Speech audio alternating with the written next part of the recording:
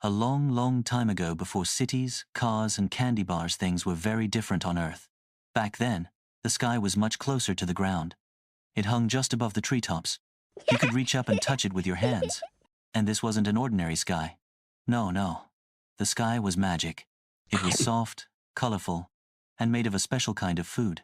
Yes, you could eat the sky.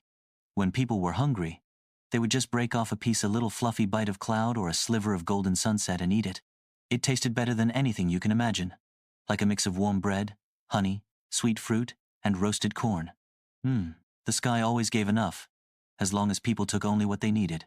And for a while, things were wonderful. But soon, people got greedy. They started taking more than they could eat. They would tear off giant chunks of the sky. They stuffed themselves full and then threw the leftovers on the ground. They wasted the sky's gifts. Every day, the sky looked down and saw its beautiful clouds rotting on the ground, uneaten, and the sky felt sad. Dear people of Earth, I give you food freely, but please, take only what you need. Do not waste me. The people nodded. They promised to do better, but they didn't. The very next day, they took even more. Mountains of leftover sky food piled up on the ground. No one cared. No one listened.